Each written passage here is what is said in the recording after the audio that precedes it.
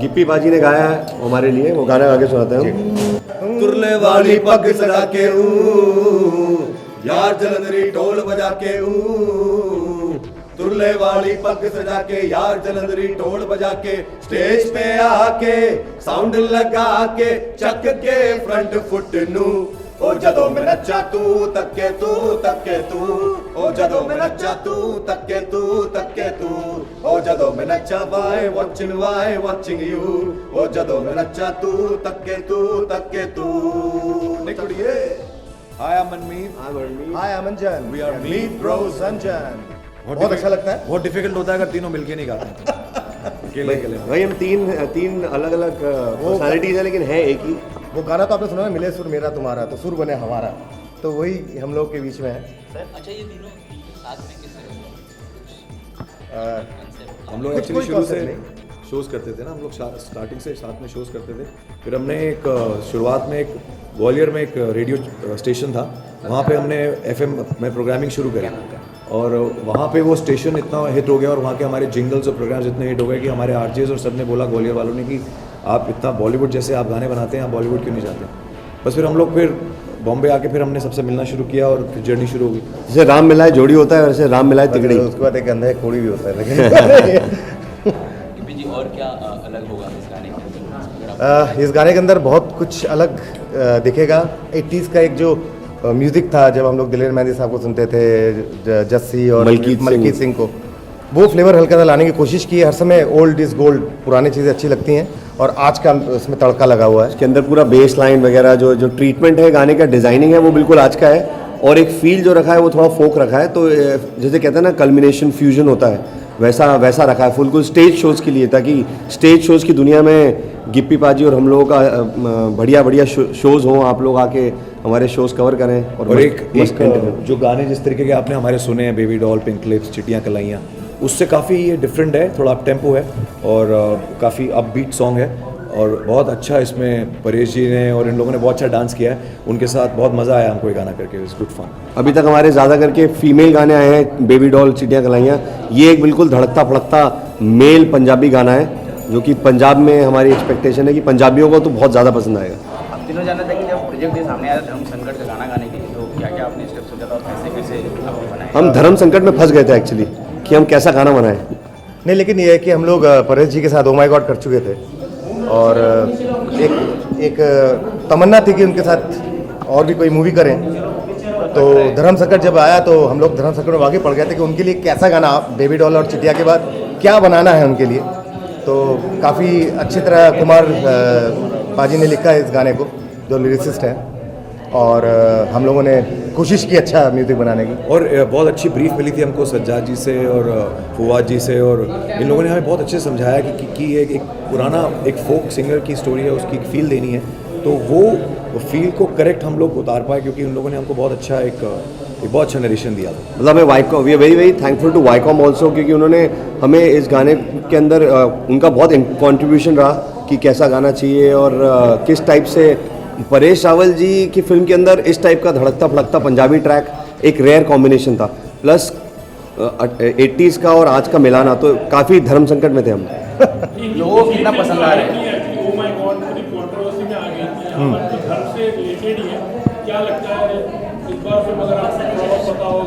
Sir जब भी कोई कोई सच्चाई दिखाई जाएगी वो हमेशा कंट्रोवर्सी तो होगी, क्योंकि जो बात सच्ची होती है वो कड़वी भी होती है और वो बहुत लोगों को अच्छी नहीं लगती। ओ माय गॉड जब हमने उसमें गाना किया था, मेरे निशा हैं कहाँ, और हमें मालूम था कि बहुत एक सिंपल सा कॉन्सेप्ट है, लेकिन ये बिल्कुल सही है कि हमको धर्म के नाम पे जो हमारे पूरे देश को मिसलीड किया जाता है, उसके अगेंस्ट उन्होंने एक अच्छा स्टेप दिखाया था। बहुत पुराना प्ले था। धर्म संकट भी एक वैसी अप्रोच है, इट्स अ डिफरेंट स्टोरी, लेकिन ये है कि ये जब कोई एक रियलिटी आपके सामने आती है तो कभी कभी कुछ लोगों को अच्छा नहीं लगता। तो हम लोग जब अपने काम करते हैं, फिल्म में गाने बनाते हैं, फिल्में बनाते हैं, हम लोग कंट्रोवर्सीज की परवाह नहीं करते, क्योंकि हम वो करते हैं जो हमें लगता है कि सही है। सर हमारे जो गानों का स्टाइल जो पहले आया, ओ माय गॉड में बड़ा एक मेलोडी थी, मेरे निशान, अभी बिल्कुल इस गाने के अंदर बिल्कुल एनर्जी और धमाका है। तो हम लोगों ने अपना स्टाइल, म्यूजिक का जो स्टाइल बना के रखा है मीत ब्रो संजन का, वो वर्सेटाइल है। जैसे कहते हैं एक आदमी का एक रैप स्टाइल होता है, किसी का कुछ प्योर मेलोडी होता है। हम लोगों का आने वाले समय में अगले 3 महीने में कुछ हमारे काफ़ी सारे गाने आ रहे हैं, जिसमें आपको हर गाना एक दूसरे से अलग लगेगा।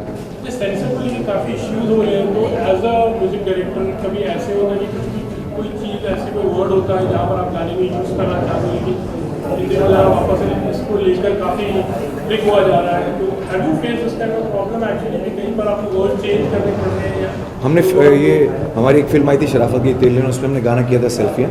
उसमें 2-3 चीज़ें थी जो सेंसर को ठीक नहीं लगी, तो वो हमको चेंज करनी पड़ी। लेकिन बाकी जगह जहाँ डिजिटली गाना रिलीज़ किया है वो ऐसा ही गया है। तो होता है क्योंकि हमको गाने वो बनाने पड़ते हैं। जैसे आज धर्म संकट के लिए हमने गाना बनाया है, ओ माय गॉड के लिए मेरे निशा बनाया है, कल हमारी दूसरी फिल्म आ रही है मस्ती ज़ादे, तो उसमें हमको अब क्योंकि एडल्ट फिल्म है तो हमको उसके हिसाब से गाने बनाने सिचुएशन के हिसाब से गाने बनाने पड़ते हैं। तो जब प्रोड्यूसर्स इतना पैसा लगा रहे हैं तो हमें वो ऑनर करना पड़ता है क्योंकि हम उनके लिए काम कर रहे हैं। और तो स्क्रिप्ट का डिमांड, स्क्रिप्ट की डिमांड है। feel it now it is what's your take on this particular thing? मतलब नहीं, हम- काफी ट्रिक हो रहा है छोटी-छोटी वर्ड्स को लेकर यहाँ वहाँ कोशिश ये होनी चाहिए, देखिए कोशिश ये होनी चाहिए कि हमारे कल्चर और सभ्यता के हिसाब से लिरिक्स लिखे जाएं।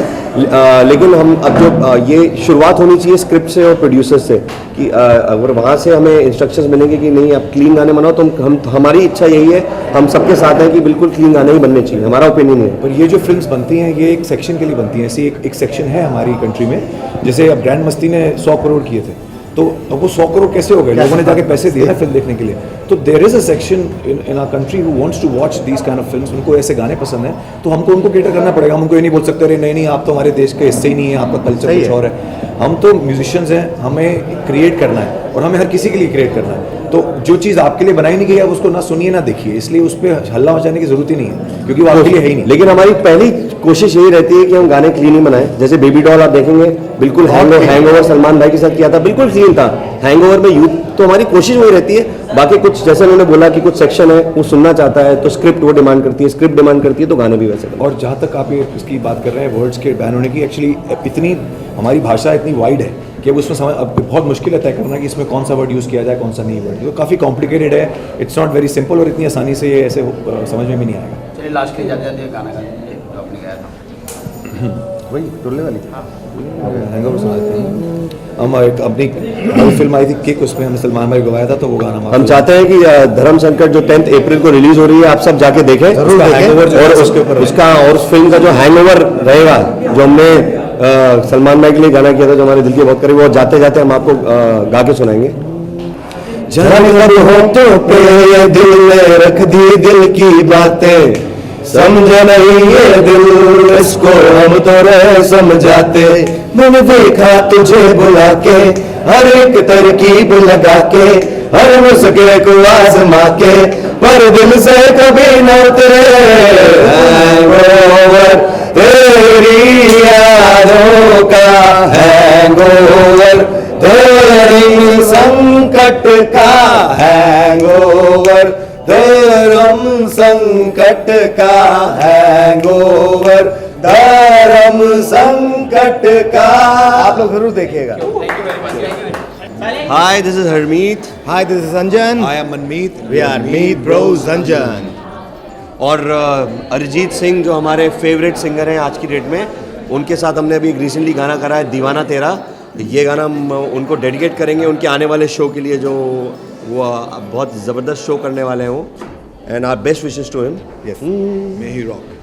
न जानू मैं कैसी ये बेकरारी है, शायद दिल के जाने की अब तैयारी है। तू तेरा दीवाना मुश्किल है ठिकाना, दीवाना तेरा तुझे ही बुलाए, ये मर्जी तेरी तू आए ना आए। क्या गाया है अरिजीत हाँ, भाई। Arijit, We love love you. ফাটিয়ে দি rock the show, rock the show, ফাটিয়ে দিয়েছে। Party the show. फट्टे चकते। हमें बहुत सी आवाज़ें इंडस्ट्री में हैं जो बहुत क्लासिक हैं, सुपर्ब हैं, आउट ऑफ दिस वर्ल्ड हैं, लेकिन अरिजीत को आई थिंक उनकी आवाज़ में एक जो प्लेबैक वाली बात जो किशोरदा में थी वो उनकी आवाज़ में आ गई कि वो हर तरीके का गाना किसी भी हीरो पे गा सकते हैं। तो ये जब एक सिंगर की आवाज़ जब ऐसी एक फॉर्म ले लेती है कि वो हर किसी को सूट करने लग जाती है, तो वो सिंगर हिंदुस्तान का एक सबसे बड़ा प्लेबैक सिंगर बनता है। तो बड़े समय के बाद आई थिंक अरिजीत एक ऐसे सिंगर आए हैं जिनकी आवाज़ जो है वो हर हीरो पे, यंग से लेके सलमान भाई तक हर किसी पे सूट करती है. So it is a very good thing for music directors कि एक ऐसी आवाज़ हमारे लिए अवेलेबल है जिसको हम गवा सकें. और अरिजीत की आवाज़ को मैं नींबू से बताऊंगा कि नींबू की जैसी है कि एक नॉर्मल आवाज़ अगर नींबू पानी होता है, अगर नॉर्मल सोडा होता है, उसके अंदर अगर आप नींबू निचोड़ दो और थोड़ा काला नमक डाल दो तो आवाज़ वो कितना टेस्टी हो जाता है. तो वैसी एक नॉर्मल आवाज़ के अंदर उनका एक ऐसा एक टोन है जो कि पब्लिक के अंदर सीधे दिल के अंदर उतरता है. तो वैसा उनका कुछ अलग खट्टा मीठा आवाज़ है. वो कशिश जो मतलब कि पेन हर कुछ, मतलब उस वो ऐसा आदमी है कि वो एक क्ले है, उसको जिसमें ढाल दो वो ढल जाता है. चाहे उससे दिल्ली वाली गर्लफ्रेंड गवाओ, चाहे उससे दीवाना गवाओ, वो कुछ भी गा बहुत सकता ही है. फ्लेक्सिबल आदमी है वो. Thank you very much. Thank you. Sophie है संकट की ये क्या कुछ है, मैं बताऊं. ये जैसे कि आप देख रहे हैं, इस पे हमारे नील आनंद बाबा हैं जो एक नया धर्म शुरू कर रहे हैं जिसका नाम है नील धर्म.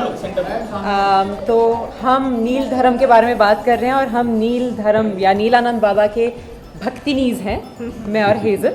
और नील धर्म है. और जी, और असली नील नील धर्म इनका आइडिया है तो उसके बारे में आपको इनको पूछना पड़ेगा. बट या हमारी फिल्म में नसीरुद्दीन शाह साहब जो हैं वो एक बहुत ही इम्पोर्टेंट कैरेक्टर प्ले कर रहे हैं जिसका नाम है स्वामी नीलानंद. तो काफ़ी क्वर्की इंटरेस्टिंग किस्म के बाबा हैं, मोटरसाइकिल चलाते हैं, गॉगल्स पहनते हैं, और ये दोनों लोग बहुत खूबसूरत लोग, उनकी सबसे फेमस भक्तिनीज हैं. जी, आप बताइए. You can talk. लुक के बारे में तो सब नील आनंद है, तो हर चीज़ नील है. नील और क्या बताऊँ. या दैट्स इट. जैसे कि आप लोगों ने देखा है ऑलरेडी, इसका एक प्रमोशनल गाना आ चुका है जो है नील आनंद बाबा. तो हमारी यही उम्मीद थी कि ये सबका नया एंथम बनेगा. बहुत कम रिलीजन्स हैं जिनका एक फंकी सॉन्ग एंथम होता है, तो ये हमारा जो है बहुत ज़्यादा फंकी और ट्रेंडी एंथम है. तो हम यही उम्मीद कर रहे थे कि सब लोग इस नील धर्म को जल्दी से फॉलो करें. फवाद साहब, किस तरह का जोखिम इस तरह का सिनेमा बनाते वक्त नजर आता है, क्योंकि बहुत ही बातें बयान के तौर पे भी ली जाती हैं फिल्मों में. देखिए, जब आप फिल्म बनाने की तरफ चलते हैं तो जोखिम तो बहुत सारे आते हैं, और शायद हमारे मुल्क में इस वक्त ये भी हो गया है कि फिल्म जब रिलीज़ होती है तो लोग अपने आप को पब्लिसिटी देने के लिए कुछ ऑब्जेक्शन ढूंढ लेते हैं. हमारी फिल्म में ऐसा कोई ऑब्जेक्शन है नहीं, हालांकि है फिल्म रिलीजन के बारे में, लेकिन कॉमेडी है. We are not saying anything objectionable about any religion, and एक इंसान की जर्नी है, उसका कॉन्फ्लिक्ट है. So there is a lot of fun in the film. It might look like there's something objectionable or something that people might find controversial, but actually there's nothing controversial in the film. And at least people are talking about the film, right? No, but I just think आजकल anything can be a controversy. So it's if you want to find a controversy in anything, you'll find it in anything. हमने blue पहना है, उसमें भी controversy आ सकती है. But that's just the state that we're in. But I think the trailer's outstanding, and that's why you're all here, because and as it a is. country, I think we need to get a little more thick-skinned. We can't be objecting to any and everything. कि सब हमको ये बुरा लग गया या हमको वो बुरा लग गया. We need to have the ability to laugh at ourselves and our own. If you cannot laugh at yourself, what can you laugh at? एक तरह से क्रिएटिविटी पे हम आजकल बहुत पहरा देखते हैं, बहुत सारी चीज़ें नजर आ रही हैं. इस बात को किस तरह से देखते हैं? Yes, of course. If you're being told that you can't do this and your character cannot say this word or whatever, then you might as well tell us what to make. So any kind of zor zabardasti about anything is not a good idea. Yeah. We live in today's times where even when you ban something, it's impossible to ban, right? You ban a documentary and then you put it on YouTube, and then the government takes it off YouTube. By the time it's taken off YouTube, it's on so many other websites that it's impossible to ban, right? So banning anything is never the right approach to anything, right? If you don't want to see it, you have your own choice. It's not like we're going to force anybody to see anything of it. Film के बारे में कहा जा रहा है कि ये British comedy का एडेप्टेशन है. क्या कुछ बातें इस लिहाज से? जी, जिन लोगों ने इस फिल्म को प्रोड्यूस किया है, that is Sajjad Chunawala and Shariq Patel. They own a company called Trigno Media. They had the official rights to this British film called The Infidel. उसके बाद जब उन्होंने वो राइट्स एक्वायर कर ली, then we went on the process of making this film, which is we first went to Kundan Shah sahab to script the film. So his team of writers has written the film. Then we got these stalwarts to agree to act in the film, and this wonderful journey of making the film. And now we're at this point, we just want it to be out and everybody else to love it as much as we love it. Sophie, जब आपको बताया गया कि आपको भक्त बनना है नीलकंठ बाबा का, तो नीलानंद बाबा का, नीलानंद बाबा की, जी, तो क्या कुछ फीलिंग थी? और मुझे बस यही लगा कि लोग सोफ़ी को इस नए अवतार में ज़रूर देखना पसंद करेंगे, क्योंकि ग्लैमरस अवतार सबने देख लिया है, ये भी कुछ कम ग्लैमरस नहीं है, थोड़ा अलग है. लेकिन मुझे इस फिल्म के बारे में कुछ शायद 2 सालों से पता है, क्योंकि इस फिल्म के जो प्रोड्यूसर हैं सज्जाद, मेरे बहुत पुराने दोस्त हैं, तो उन्होंने मुझे बताया था कि वो इस किस्म की फ़िल्म बना रहे हैं. और फिर काफ़ी वक्त तक हमारी बात नहीं हुई. फिर जब मैं झलक दिखला जा कर रही थी, एक दिन उनका फ़ोन आया कि मुझे कोरियोग्राफर चाहिए. मैंने कहा किस लिए? नसीर साहब से कुछ कराना है. मैंने कहा नसीर साहब से क्या कराना है आपको? तो फिर मैंने अरविंद को सजेस्ट किया, जिन्होंने मेरे साथ हंगामा हो गया किया, और बस बात वहीं तक ख़त्म हो गई. और फिर अचानक एक दिन उनका फ़ोन आया कि आपको मेरी फ़िल्म के लिए कुछ करना है और कुछ 1-2 अलग सी चीज़ें हैं वो भी करनी है, तो will you do it? And I can't say no, because I have to say कि it's the most incredible team. और जैसे कि आप देख रहे हैं, अगर परेश साहब, नसीर साहब और अन्नू कपूर जी ने इस फिल्म को किया है, that too with the first time director, first time producers, that speaks volumes about the kind of film this is. So it's just an honor to be associated with it. और लोगों को do you know baby पसंद आ रहा है, नीलानंद की भक्तिनी पसंद आ रही हैं, तो बहुत ज़्यादा अच्छा. तो हाल ही में कई सारे बाबा का नया नया रूप निकल कर सामने आया है, उन्हें जेल तक भी जाना पड़ा. तो ऐसे भी ऐसा मतलब कोई रूप आया? आप हमें सलाखों के पीछे डालना चाहते, कैसी बातें कर रहे हैं? फिल्मों में हम जानना चाहते हैं, क्या कुछ ऐसा रूप निकल कर सामने आएगा? या फिल्म जो है वो सर सोसाइटी का रिफ्लेक्शन होता है ना, तो सोसाइटी में जो हो रहा है वही आप फिल्म में देखते हैं. तो नसीब भाई के जो कैरेक्टर हैं उनमें समझ लीजिए आपके हमारे मुल्क में तो पता नहीं है 50 हज़ारों कितने बाबा हैं ना, तो हर बाबा का कुछ थोड़ा कुछ है, और वो कुछ डाल के वो अपना एक यूनिक स्वामी नीलानंद बन गया है. जी. सोफी, भक्त भी कई प्रकार के होते हैं, सुबह कुछ और करते हैं, शाम को कुछ और, दोपहर को कुछ और. जी. तो सोफी क्या कुछ करते हुए दिखाई देंगी? आप वीडियो देख लीजिए, उसी में सब. जी, आप वीडियो देख लीजिए नीलानंद बाबा का, उसी में आपको पता चल जाएगा कि ये भक्तिनी क्या करती रहती है सारा दिन. अच्छा फवाद साहब, फिल्म सेंसर बोर्ड के लिए हो गया? So yeah, the film has been seen by the censor board, and very soon we should be having a censor certificate, and the film should be out on its release date. On 10th of April, inshallah. Thank you. Thank you.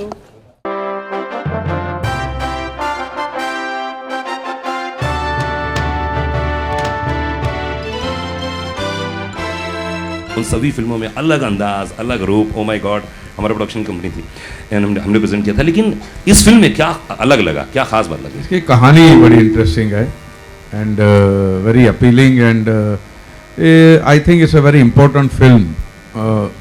देश में जो हालात चल रहे हैं उसको देखते हुए इस किस्म की फिल्में बननी चाहिए. Very important film, very essential film आ रहा है. जी. अनु भाई, मतलब जो लास्ट प्रोमो का देखा, मतलब एक बार फिर से दोहरा, याद है वो मतलब वो जहनी तौर पर कितनी बार इन्होंने रिहर्सल की होगी आप लोगों ने उस चीज़ के लिए? रिहर्सल तो मुझे करनी थी. वही थोड़ा अरे सुनने की भी रिहर्सल हो सकती है. बाप रे बाप, कितनी देर तक, मतलब ऐसी खालिश उर्दू. इसका जो जिस्ट है वो मैं 4 लाइन नज़र कर रहा हूँ आप सबको, हिंदुस्तानी आवाम को, समाज को, हमारे देश को. अब तो मज़हब कोई ऐसा भी चलाया जाए, अब तो मज़हब कोई ऐसा भी चलाया जाए जिसमें इंसान को इंसान बनाया जाए. क्या बात. अब तो मज़हब कोई ऐसा भी चलाया जाए जिसमें इंसान को इंसान बनाया जाए. आग गंगा में भी है, जमुना में भी है, झेलम में भी है. आग गंगा में भी है, जमुना में भी है, झेलम में भी है. कोई बतला दे कहाँ जाके नहाया जाए. अब तो मज़हब कोई ऐसा भी चलाया जाए. इकबाल की एक बहुत पुरानी एक अशार है कि मस्जिद तो बना दी पल भर में ईमा की हरारत वालों ने. मस्जिद तो बना दी पल भर में ईमा की हरारत वालों ने. ये दिल जो पुराना पापी था बरसों में नमाजी हो ना सका।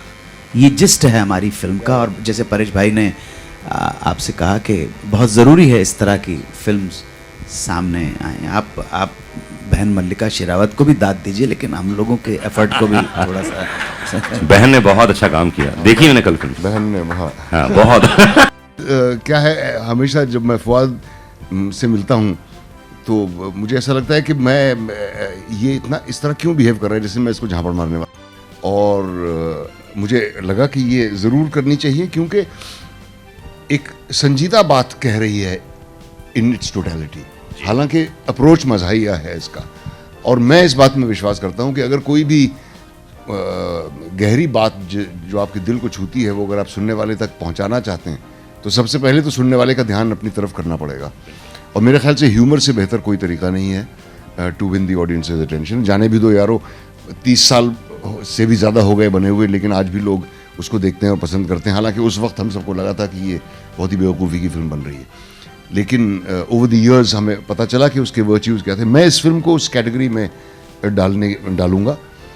और जहाँ तक भगवान में विश्वास करना का या ना करने का जो सवाल है, इसका तो डेफिनेटिव जवाब आइदर वे कभी भी नहीं दिया जा सकता।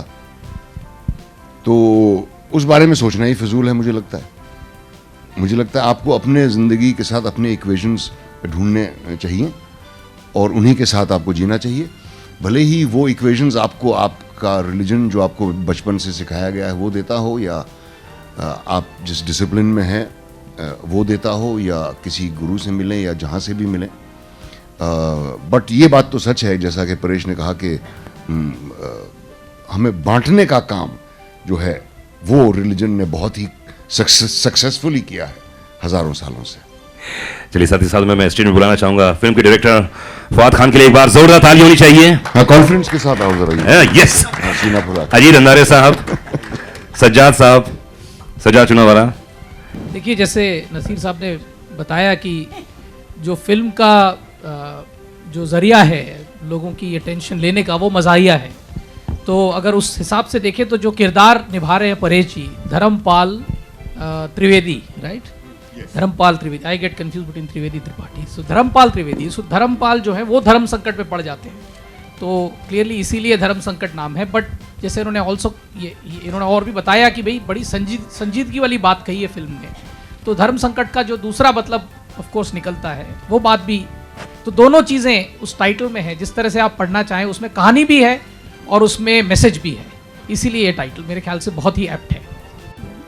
अनुज जी, आपने कहा कि प्यासी निगाहें करनी करा आपने 80s या पता नहीं किस में, आपकी निगाहों के बारे में थोड़ा बताइए, कितनी प्यासी रही उस समय और क्या क्या कुछ करना पड़ा? आपने कहा बहुत कुछ करना पड़ा, क्या क्या था? अब मैडम वो तो एक पूरा लंबा पूरा ही आपका सेशन ही ख़त्म हो जाएगा। जाहिर है 5 दिन का काम था 9 दिन में हो गया, तो अब बहुत कुछ करना पड़ा, लेकिन गरीब को करना पड़ता है। ये तो स्टार हैं, हम तो जूनियर आर्टिस्ट की तरह आए थे, और बहुत कुछ करना पड़ा मैडम, बहुत बहुत बहुत बहुत। मैं आपको बता सकता हूँ कि मेरा डायरेक्टर जो है ट्रॉली शॉट लगाता था, और ट्रॉली शॉट चलते चलते कभी कभी डायरेक्टर होते हैं ना खुद कमेंट्री देते हैं, सो वो कहता था कि वहाँ पर लड़की है, यहाँ पर तुसी हो, ते अपना ट्रॉली लगाई है मैंने, ते ट्रॉली चुम्मी चुम्मी चुम्मी चुम्मी चुम्मी चुम्मी चुम्मी होल्ड ते चार्ज करो ऐथे बस ते जाके।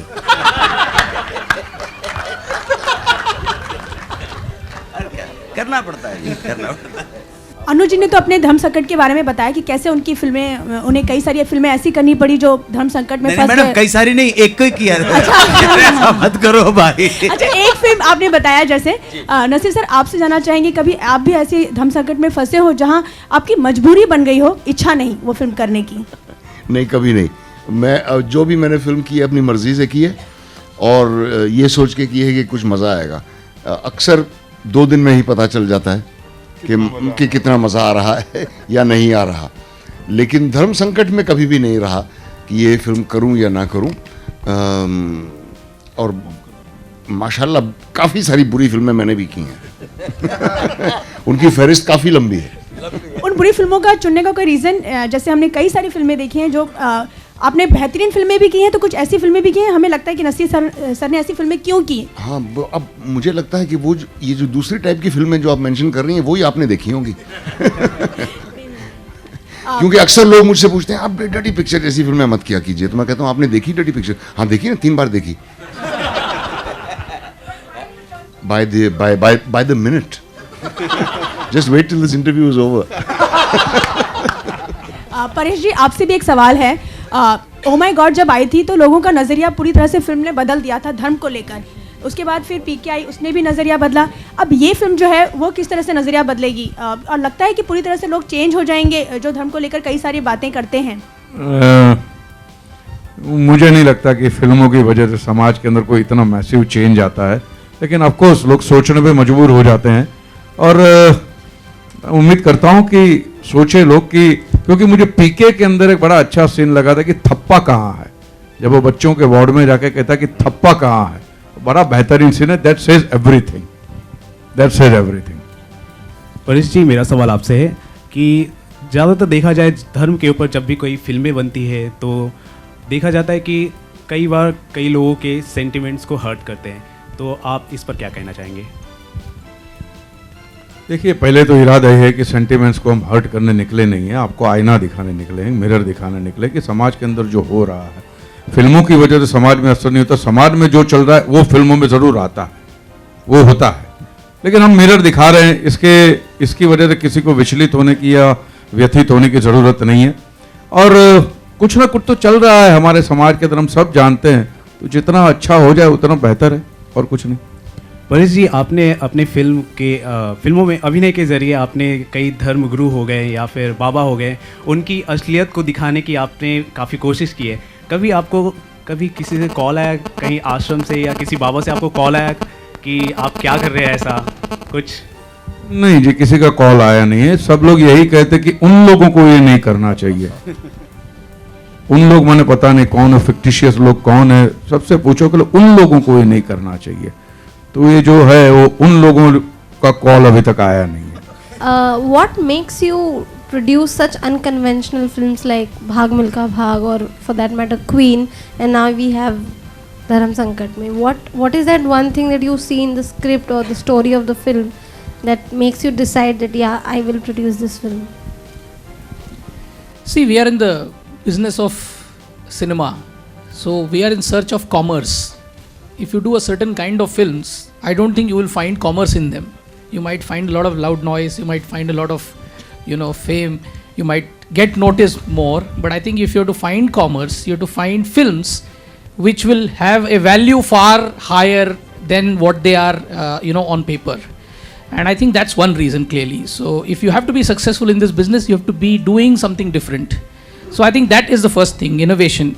I think that's been the very strategy, for Viacom 18 from the very beginning, which is why our very first film, you look at Tanu Weds Manu till the last film, we've been doing that. I think the other thing is we are also mirroring the change in the society. With multiplexes, I think there is a lot of audience which has now come about, which appreciates content and good films and not necessarily only, star power.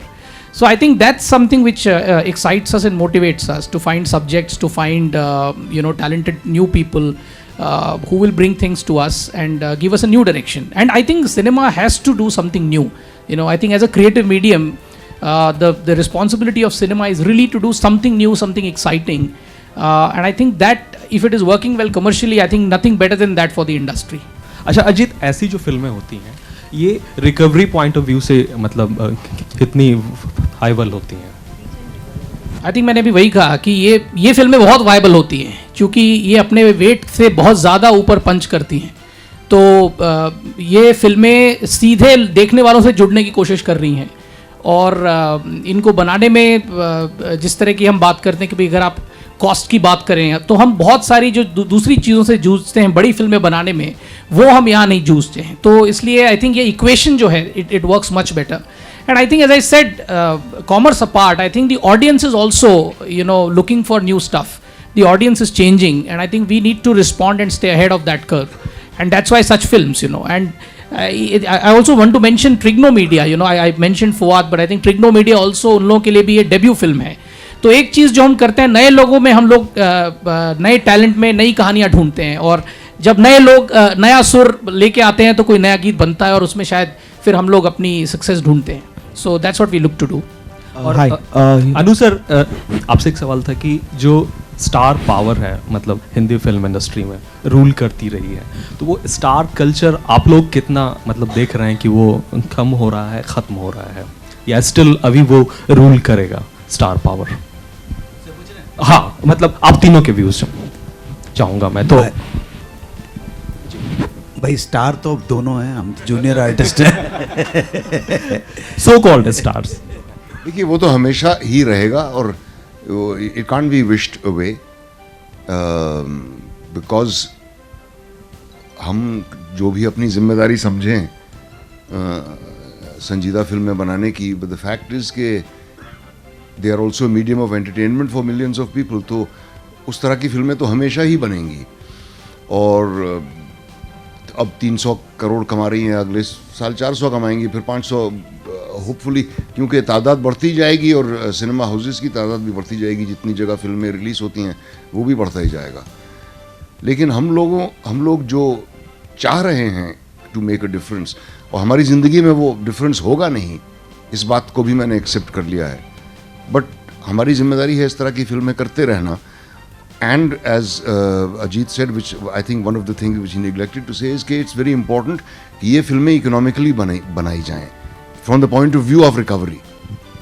क्योंकि अगर इस तरह की film 20 crore में बनने लगी तो I don't think there is a chance of recovery, क्योंकि इस तरह की फिल्म की audience is a certain kind of audience and word of mouth is what will help a film like this. So इसीलिए I am all for small budget content oriented films. और जो multi starrers हैं वो तो बनते ही रहेंगे, और हम लोग भी उसका हिस्सा बन जाते हैं जब हमें ज़रूरत होती है बैंक अकाउंट को भरने की. तो फिर नसीर सर, हम मतलब आज के दौर को सबसे ज़्यादा आज़ाद माने कि इस किस्म की कंटेंट ड्रिवन फिल्में बन रही हैं जो 80s या 70s के वक्त में शायद मुनासिब नहीं थी. देखिए रेशियो वाइज उतनी ही बन रही हैं जितनी 70s या 80s में बनती थी, रेशियो वाइज, क्योंकि कहीं ज़्यादा तादाद में बन रही हैं फिल्में, कहीं ज़्यादा फिल्म मेकर्स हैं. उसी हिसाब से सीरियस फिल्म मेकर्स जो हैं वो भी उनकी तादाद भी उतनी बढ़ गई है. और बल्कि 70s से पहले भी ख्वाजा अहमद अब्बास साहब थे जो अकेले Hindi black and white songless फिल्में बनाया करते थे 1950s और 1960s में. चेतन आनंद साहब ने भी बनाई हैं, वी शांताराम साहब ने भी विडो री मैरिज और चाइल्ड मैरिजेस वगैरह के बारे में फिल्में बनाई हैं इन द 40s. तो बहुत कम लोग थे उस वक्त. एक जिया सरहदी थे शायद, शांताराम जी थे, उसके बाद एक ख्वाजा अहमद अब्बास साहब थे, चेतन आनंद साहब थे 70s में कुछ तादाद, फिर बासु चैटर्जी आए वगैरह वगैरह, तादाद बढ़ गई. अब क्योंकि शायद उस ज़माने में अगर 5 लोग थे तो अब 50 हैं, लेकिन रेशियो वाइज परसेंटेज उतनी ही छोटी है.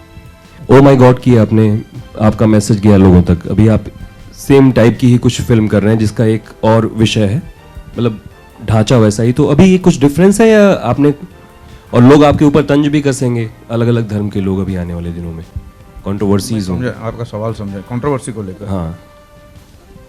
नहीं, कंट्रोवर्सी जैसा तो इसमें कुछ है ही नहीं. ओ माय गॉड के अंदर कोई कंट्रोवर्सी नहीं थी. हमने तो यूँ समझिए कि कुछ दिखाया ही नहीं था, ये समझ लीजिए. जो मटेरियल हमारे पास है उसके मुकाबले तो हमने कुछ दिखाया ही नहीं था. और इसमें भी कोई कंट्रोवर्सी वाली बात है इसके अंदर. आप देखिए मैसेज तो देखिए, कितना बेहतरीन मैसेज है कि अल्टीमेटली आप इंसान है, हिंदू हो या मुसलमान हो, जो भी कुछ, अल्टीमेटली आप इंसान है. लेकिन कहने का तरीका, जैसा नसीर साहब ने कहा कि कॉमेडी अंदाज हो तो क्या होता है कि लोगों को बात गले उतारने में तकलीफ नहीं होती है. जैसे ऑस्कार वाइल्ड ने भी कहीं पे कहा है कि अगर किसी को सच्ची बात कहनी जरा कॉमेडी अंदाज से कहिए तो तीखी नहीं लगेगी और लोग आपको मारेंगे नहीं. तो ये एक अंदाज बयां होना चाहिए. तो वो हिसाब से है, मुझे नहीं लगता कोई कंट्रोवर्सी वाली बात है. कुछ आजकल अल्फाज होते हैं जिनको सेंसर आजकल काफ़ी सख्त हो गया है, वो छोटे छोटे शब्दों को भी बैन कर जा रहा है, तो उस पर आपकी कितनी नज़र रहेगी? नहीं, I don't agree to that. I don't agree to that. मुझे तो ये नो स्मोकिंग वाली स्लाइड से भी सख्त नफरत है. आपको अगर नो स्मोकिंग की स्लाइड रखनी है तो आप उसका प्रोडक्शन बंद करवा दीजिए. आप आईना मत पहुंचिए, मुंह धो लीजिए. ये करना चाहिए. कोई किसी का खून करता है तब कोई नोटिस नहीं आता कि किसी का खून करने से भी आपकी सेहत को खतरा पहुंच सकता है, या कोई रेप करता है तब नहीं आता नोटिस इनफैक्ट मैं तो सोच रहा हूँ कि एक फिल्म अगर कभी बनाऊंगा तो मैं हर ऐसे सीन में एक नोटिस दूंगा। हाँ।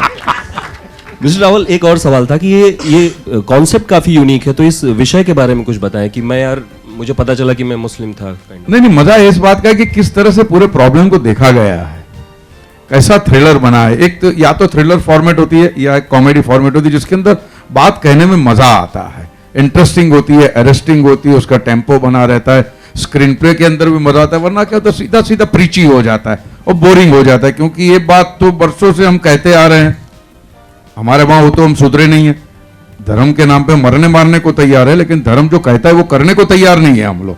तो ये इसके अंदर जो कॉमेडी अंदाज जो है, जिस तरह से बात को रखा गया है, वो बड़ा इंटरेस्टिंग है। And that is the I think main point की फिल्म एक्सेप्ट करने के लिए। So basically, the film comes out as a comedy, and it, like a comedy's take on religion. If we have to look at it, what do you have to say about, like there are bodies like a Hindutva party, with whatever comes out, they point out at the actors, and it becomes a strategy for them, and they put some case against that. So how would you guys fight against such things, and what is your take about?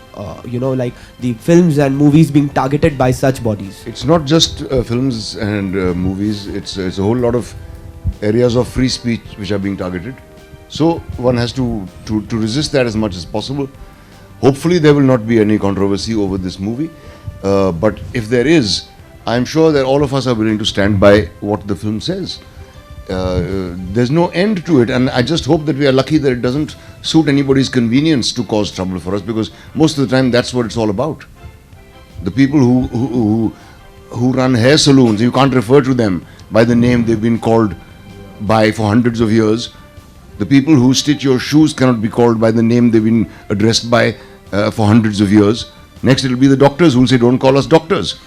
The lawyers will say don't call us lawyers. If you have a film satirizing lawyers or satirizing doctors or satirizing engineers, it's just absolutely absurd. This higher moral ground that anybody who decides to cause trouble and get his name into the newspapers, some idiot in Jamshedpur will stand up and file a case against Shah Rukh Khan. I mean, what does he hope to achieve by that except by getting his name in the papers?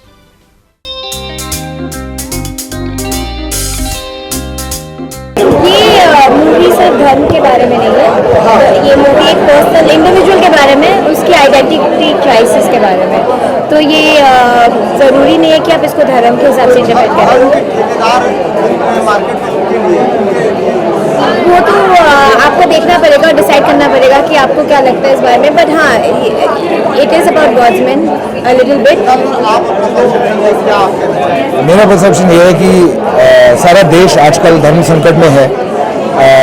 Socially politically जो हो रहा है वो एक बात, लेकिन individuals को भी अपने आप को धर्म के साथ आइडेंटिफाई करना पड़ रहा है। तो उससे अलग होके एक इंसान क्या चीज़ होता है, वो इस मैसेज का, इस मूवी का मैसेज है, और वो ये बहुत ज़रूरी है हमारे लिए आज। सर जी, एक क्वेश्चन है, महाराष्ट्र गवर्नमेंट ने एक रूल अप्लाई किया है कि यहाँ मुंबई में जितने भी मल्टीप्लेक्स थिएटर है 6 से 9 उसमें मराठी मूवी दिखाया जाए। आपका क्या कहना है? जी, मुझे लगता है कि लोकल कल्चर को प्रमोट करना कोई बुरी बात नहीं है। हाँ, ये बुरी बात है कि थिएटर को आप बताएं कि कौन सा टाइम, कौन सा शो, ये आपका बिजनेस नहीं है, वो उनका बिजनेस है, वो चलाएंगे। लेकिन लोकल कल्चर, लोकल मराठी पिक्चरें बहुत अच्छी बनती हैं। मैंने 1-2 में म्यूज़िक भी किया है, काफ़ी में गाना भी गाया है, तो मैं मराठी फिल्म इंडस्ट्री को पूरी दिल से सपोर्ट करता हूँ, लेकिन गवर्नमेंट की तानाशाही को सपोर्ट नहीं करता। ये एक इंडस्ट्री की फ्रीडम के ऊपर है, थिएटर ओनर के फ्रीडम के ऊपर है। डिस्ट्रीब्यूटर्स जो अपने बिजनेस के हिसाब से डिसाइड करें, किसी को आप क्यों किसी चीज़ के लिए फोर्स कर रहे हैं। जी,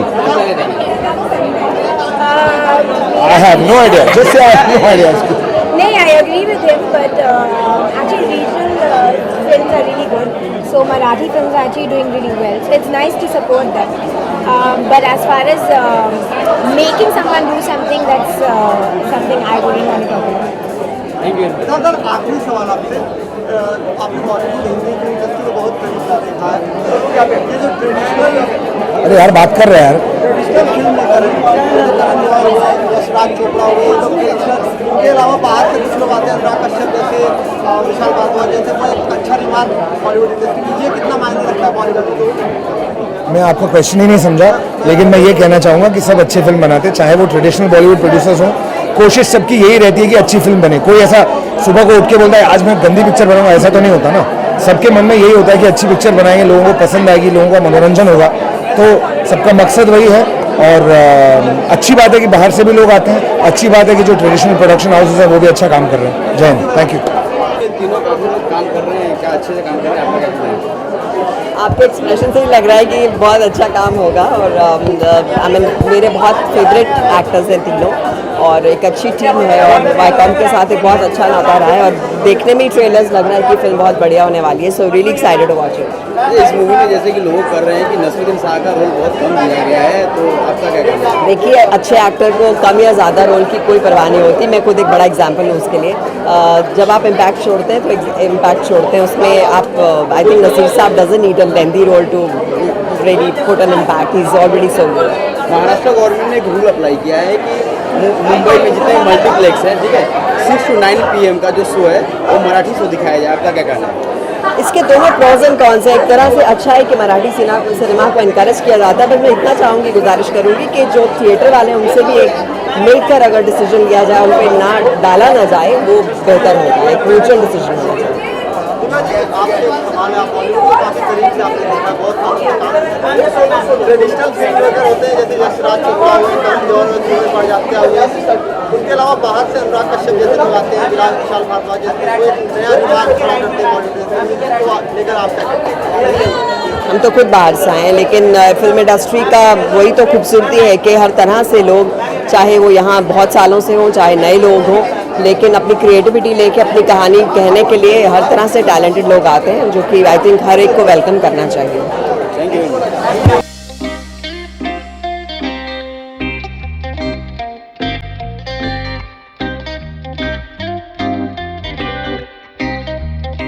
वासुदेवी से धर्म संकट जाने, क्या कहना है?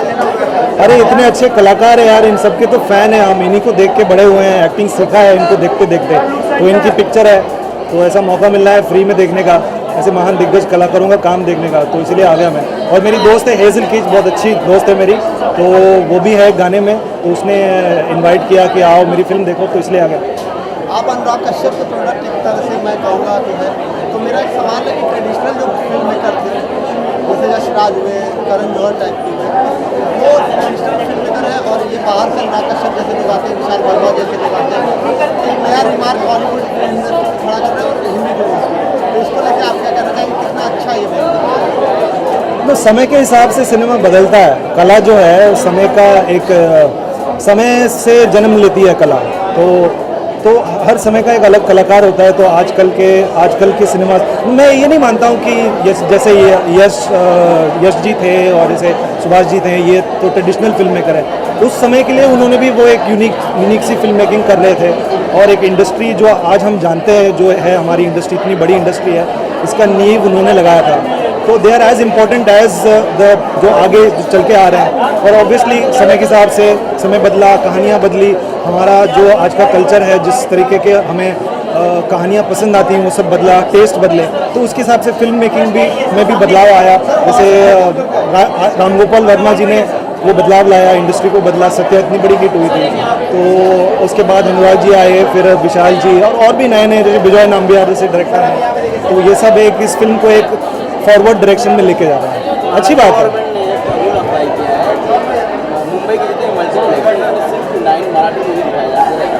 बहुत अच्छी बात है, बहुत अच्छी फिल्में बनाते हैं मराठी लोग और लोगों को देखना चाहिए, बढ़ावा देता है इंडस्ट्री को। मैं तो कहता हूँ ठीक है, सब कोई प्रॉब्लम नहीं है।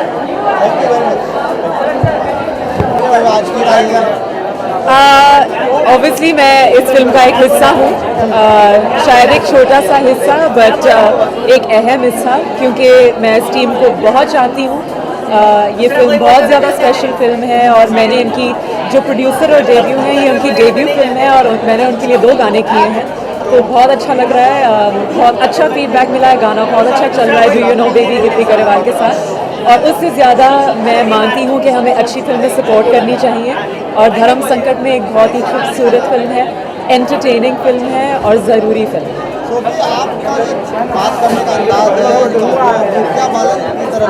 अच्छा जी, बिल्कुल नहीं, मेरी उर्दू हमेशा से ऐसे है, हमें बचपन से ऐसे सिखाया गया बात करने का, लेकिन आई डोंट एम्यूलेट एनीवन, मैंने आज तक किसी को कॉपी नहीं किया है और ना ही करूँगी, लेकिन I love Vidya, she is wonderful, very talented and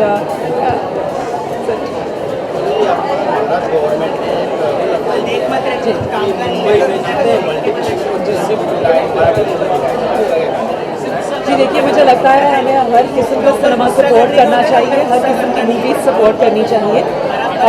मुझे लगता है हमारे गवर्नमेंट को फिल्म इंडस्ट्री को ज़्यादा सपोर्ट करना चाहिए, ना कि टाइम और एक स्लॉट इम्पोज करना चाहिए। अगर वो वाकई मदद करना चाहते हैं तो न सिर्फ हिंदी फिल्म इंडस्ट्री लेकिन मराठी फिल्म इंडस्ट्री को भी एक अच्छा सा ग्रांट दिया जाए, एक अच्छा सा इंसेंटिव दिया जाए।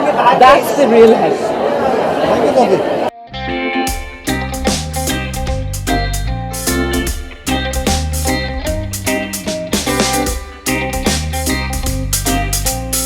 ऐसा महाराष्ट्र गवर्नमेंट ने किया। हाँ, अच्छी बात है ये, जो रीजनल सिनेमा है, और बल्कि ये कहना चाहिए कि जो मीनिंगफुल सिनेमा है, ना सिर्फ रीजनल, ना सिर्फ मराठी भाषा का या कर्नाटक में कर्नाटक भाषा का या पंजाब में पंजाबी भाषा का, जो सार्थक सिनेमा है, जो नॉन कमर्शियल अप्रोच के साथ जो फिल्म बनाई जा रही है, सिनेमा बनाया जा रहा है, उसको सरकार की तरफ से प्राथमिकता देना अच्छा कदम है। लेकिन इसमें कोई राजनीति नहीं होनी चाहिए, जेन्युइन ईमानदारी की भावना हो कि सचमुच हम ये राजनीति के स्वार्थ से परे हटकर हम एक अच्छे सिनेमा को, जो सार्थक सिनेमा है, जो एक कमर्शियल अप्रोच के साथ नहीं बनाया गया, ऐसे सिनेमा को हम प्राथमिकता देना चाहते हैं, अच्छे काम को देना चाहते हैं। सिनेमा ही क्यों, इसके अलावा भी बहुत सारे एवेन्यूज़ हैं जिनकी तरफ गवर्नमेंट को बहुत ज़्यादा ध्यान देना चाहिए, ऐसी चीज़ों को आगे बढ़ाना चाहिए। हमारे हिंदुस्तान में बार बार धर्म को लेकर कुछ न कुछ नए कॉन्सेप्ट आते रहते हैं। हाँ। तो ये फिल्म क्या मैसेज देगी सोसाइटी को, क्या रूप लेके, किस तरह का धर्म का रूप इसमें नजर आएगा? ये फिल्म वैसे तो मैंने देखी नहीं है, लेकिन क्योंकि इसमें काम किया है, स्क्रिप्ट मैं जानता हूँ, तो इस फिल्म के माध्यम से मेकर्स मानव धर्म की बात की तरफ इशारा करते हैं कि मानवता ही सबसे बड़ा धर्म है। वही वाली बात है, अब तो मज़हब को ही ऐसा भी चलाया जाए जिसमें इंसान को इंसान बनाया जाए, तो उस तरह की मुद्दों की तरफ। हम बार बार क्यों बात करते हैं धर्म की? हम क्यों, हिंदुस्तान में क्या ऐसी बात है जो बार बार धर्म की ही बात करते हैं? हिंदुस्तान ही नहीं, ये पूरी दुनिया धर्म की मारी हुई है।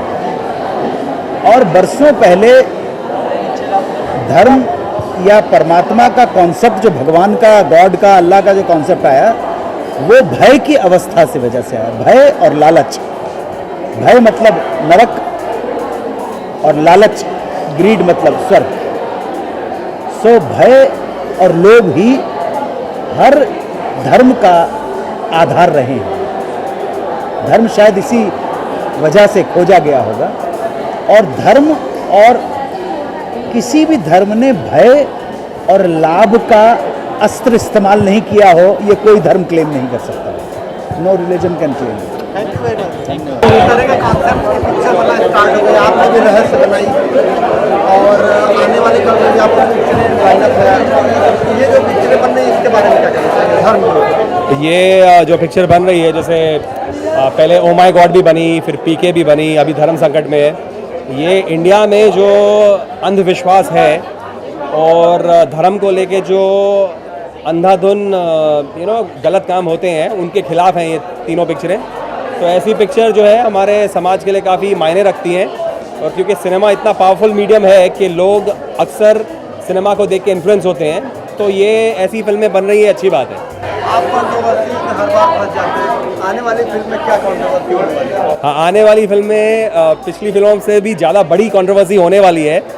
उसका खुलासा मैं अभी नहीं कर सकता, अभी कुछ दिन आपको रुकना पड़ेगा। जब वो फिल्म की अनाउंसमेंट होगी तो मैं आपको बताऊंगा। नाम तो बता सकते हैं? नाम अभी अनटाइटल्ड है, नाम उसका टाइटल नहीं है। बस इतना आपको एक क्लू दूंगा कि वो भी एक सच्ची घटना पे आधारित है। एक केस है, एक कोर्ट केस, हाई कोर्ट में केस है, बॉम्बे हाई कोर्ट का केस है, उसके ऊपर आधारित है, और ये सच्चे केस पर आधारित है, ये कहूँगा। धर्म को लेकर क्या टेक है? यार, धर्म एक बहुत अहम चीज़ है, बहुत महत्व चीज़ है, और जितना कम बोलो धर्म के ऊपर उतना बेहतर है। क्या आपने बोलने की जरूरत नहीं है, यकीन करो बस। ये मूवी में देखकर जो परेश रावल का जो कैरेक्टर लोगों को काफी हाँ जी, पसंद हाँ आ जी। रहा है, जो ये मूवी देखा हम लोग ने, हाँ। तो परेश रावल का कैरेक्टर काफी लोगों को बहुत पसंद आ रहा है, तो आपका क्या कहना है? यार अभी तक देखी नहीं पिक्चर, मगर जब प्रोमोज मैंने देखा तो मुझे प्रोमोज बहुत अच्छा लगा, बहुत पसंद आया। तो और वैसे मेरा दोस्त की पिक्चर है तो उनको सपोर्ट देने के लिए मैं आया हूँ। महाराष्ट्र गवर्नमेंट ने एक रूल अप्लाई किया है कि 6 to 9 PM जितने मुंबई मल्टीप्लेक्सेस में मराठी मूवी दिखाया जाए, आपका हाँ। क्या कहना है? इसमें मेरी राय अभी पहली बार मैं सुन रहा, आज अखबार नहीं पढ़ा। आपका सजेशन क्या? आपका तो सजेशन शायद अच्छी बात, अगर लोगों को पिक्चर देखना है तो देखने दीजिए यार। मराठी फिल्म चाहे मराठी या हिंदी कोई भी हो, देखने दीजिए, कोई नहीं।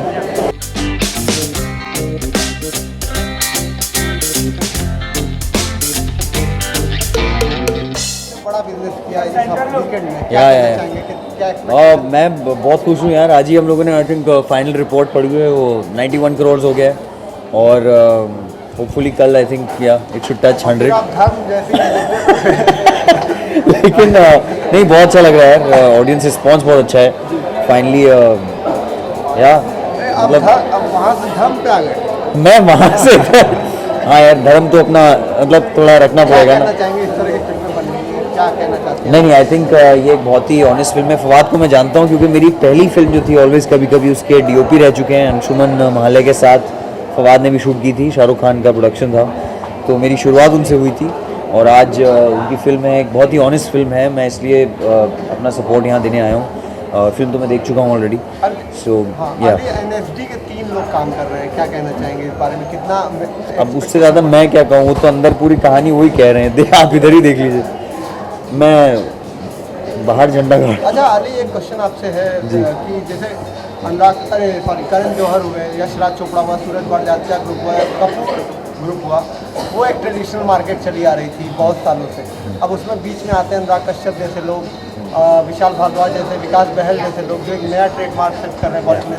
आप क्या कहना चाहेंगे, कितना फ़ायदा होगा हिंदी फिल्म इंडस्ट्री में? आई थिंक बहुत फ़ायदा हुआ है। पिछले 2 साल में हमारी इंडस्ट्री पूरी पलटी है। अच्छी अच्छी स्क्रिप्ट चल रही हैं, जहाँ एक बर्डमैन आके 30 करोड़ कमा जाती है, फास्ट एंड फ्यूरियस आके बिजनेस हिला देती है, हमारा कंटेंट बदल रहा है। और विकास बहल, अनुराग, ये लोग सब बहुत अच्छी अच्छी फिल्में बना रहे हैं।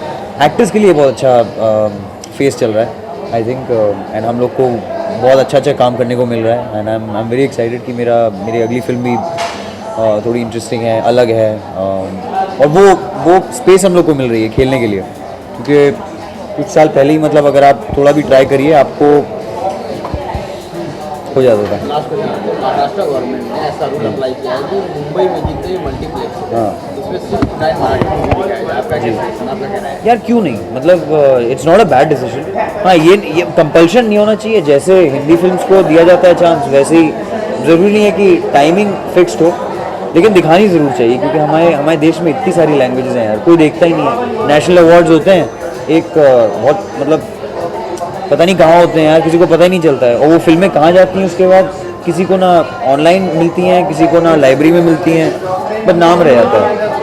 तो I think it's a great platform कि एटलीस्ट आम जनता पहुँच तो पाए। इतनी अच्छी सिनेमा हो रही है। अभी अपनी अगली फिल्म के बारे में बताएं, क्या है, क्या कहानी क्या है? कहानी अभी तो शुरू भी नहीं हुई है, लेकिन लव अफेयर है और पूजा भट्ट प्रोड्यूस कर रही हैं, सोनी राजदान डायरेक्ट कर रही हैं, मैं हूँ, कल्कि है, गुलशन भी हैं उसमें, और या 1950s की कहानी है, पीरियड फिल्म है एक या रणवीर सिंह ने भी पीरियड फिल्म को लुटेरा में हाथ आजमाया था, हाँ लुट गए थे। अब हाँ। आप हमारा लव अफेयर है, लव अफेयर में कितने लुटते हैं कितने जीतते हैं। चलिए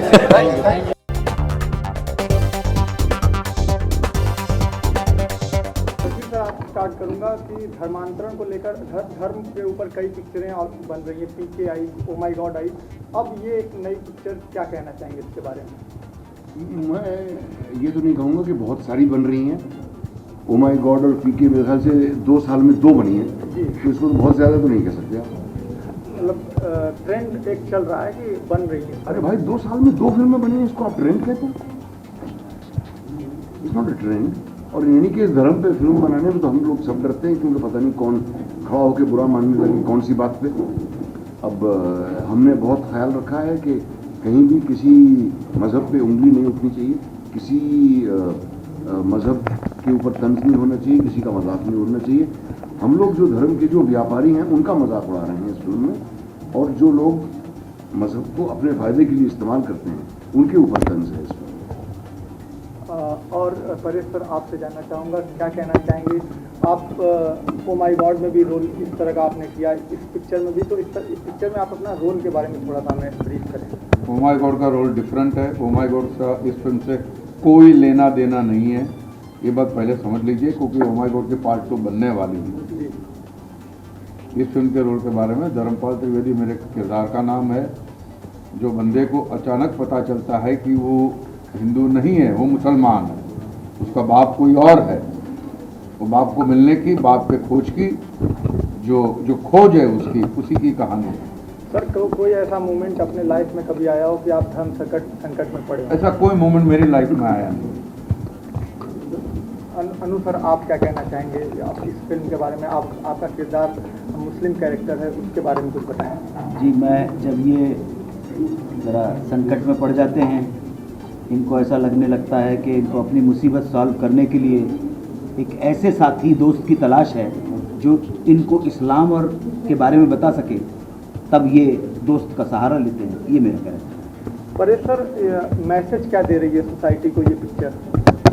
मैसेज क्या दे रही है सोसाइटी? मैसेज यही दे रही है कि आखिरकार हम इंसान हैं, कोई हिंदू या मुसलमान, लेकिन पहले तो हम इंसान हैं, वही मैसेज दे रही है।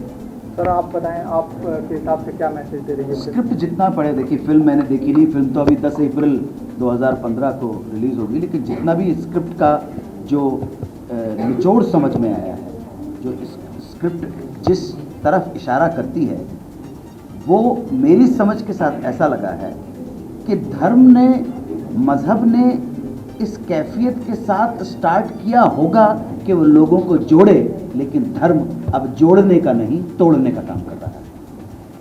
तो कितना इम्पैक्ट ये चीज़ें डालती हैं आम आदमी के ऊपर? बहुत इम्पैक्ट है। धर्म तो हमेशा से आम आदमी का एक बेचारा सहारा रहा है, बगैर जाने हो। और अगर आप मुझसे पूछेंगे तो मैं तो कहूँगा कि ये परमात्मा का या जो भी कॉन्सेप्ट है, गॉड, अल्लाह, ईश्वर का, वो तो एक परसेप्शन है, उसका रियलिटी से कुछ नहीं होता। तो इसको हाथ डालने के लिए इसके ऊपर काफ़ी स्टडी करना पड़ता है, हर धर्म को लेकर के, कहीं ये विडंबना पार ना लेके जाए कि किसी को ठेस पहुँचे। तो इस तरह से ये जब ये आपके सामने सब्जेक्ट आया, तो किस तरह से आपने सोच किया था कि भाई इसको, क्योंकि थिन लाइन होता है काफ़ी सा, और उस थिन लाइन को मेरे ख्याल से बहुत अच्छी तरह से नेगोशिएट किया गया है स्क्रिप्ट में। कहीं पर कोई ये इल्ज़ाम नहीं लगा सकेगा इस फिल्म पर कि हमारे मज़हब का मजाक उड़ाया गया है, क्योंकि जो बातें कही गई हैं वो बिल्कुल सच्ची हैं, दुरुस्त हैं, और हर एक मन ही मन में सहमत होगा इन बातों से। Last question. Thank you very much.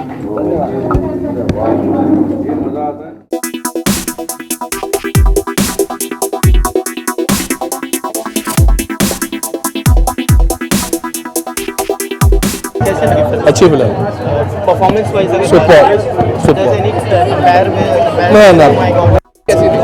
Paresh Rawal is the best. अच्छा, क्या ये सिमिलर थी ओ माय गॉड से? काइंड ऑफ, या। ओके, अब अनु कपूर और नसीर हुसैन की परफॉर्मेंस कैसे है? हार्डली कुछ रोल था, so it was okay. 3 probably. Oh, it was strictly okay, not that great. But Paresh Rawal probably a 2.5. Yeah, he was dragged very much. It could have. Oh my God, was way good. It was amazing. No comparison at all. Performances were good, but I think Paresh Rawal was the best. Others were okay, strictly. It was good. It was good. Paresh Rawal was very good. Anu Kapoor also was brilliant. Naseeruddin Shah didn't have much of a role there. It was good though. It was dragged. was the comparison with Oh My God? Oh My God was much better, but it was a good concept, new. How much time? 2.5. Thank you. Performance किसकी? Performance तो परेश रावल का ही कमाल का लगा, क्योंकि lead character तो वही है, ऐसा ही उसमें लगा। और नसरुद्दीन को भी दिया हुआ एक टिपिकल रोल दिया हुआ है, और वो रोल जो भी देते हैं वो अच्छा ही करते हैं। कमाल के आर्टिस्ट वो भी लगे, और अन्नू कपूर भी कमाल है। बहुत लोगों की ये परफॉर्मेंस बहुत ही अच्छी थी। माय गॉड अलग है, और ये मुझे लगता है उससे भी अच्छी है। ओ माय गॉड तो इसके सामने कुछ भी नहीं है। 4.5 देनी चाहिए। It is good. It's good. It's gripping. Yeah, it gripped me for 2 hours, at least 2 hours 40 minutes movie, but it was gripping. It was quite gripping. Performance कैसे लगी आपको? Yeah, Paresh Rawal is good. Anu Kapoor, no doubt, he is at the same level of Paresh Rawal and Nasruddin Shah. It's very good. Okay, Anoop Kapoor की अगर बात करें तो उनकी performance अच्छी लगी आपको एंड कहीं आपको ये ओ माय गॉड से सिमिलर लगी? Not really. Trust me, not really. A lot of people will, try to compare it with Oh My God and then PK and all. But trust me, for me, it is completely different movie. ये different movie है. इसमें message अलग है. Religious के ऊपर है, of course, yes. But message अलग है, so it's not. ओके, तो कहीं भी किसी रिलीजियस सेंटिमेंट्स को हर्ट नहीं किया गया? मुझे तो नहीं लगा, क्योंकि मेरा मेंटालिटी बहुत ओपन है। मेरे काफ़ी सारे फ्रेंड्स हैं जो लोग मुस्लिम है, क्रिश्चियन है, हिंदू है, पारसी है। सो मुझे तो नहीं लगा। तो बहुत अच्छा मैसेज दिया है। बहुत अच्छा मैसेज है। ओके, म्यूजिक कैसा लगा आपको? Yeah, it was Gippy Grewal's return back. Yes, very good, very good. कितने स्टार देंगे आप 5 में से? 4, of course, 4 out of 5. Thank you so much. Thank you.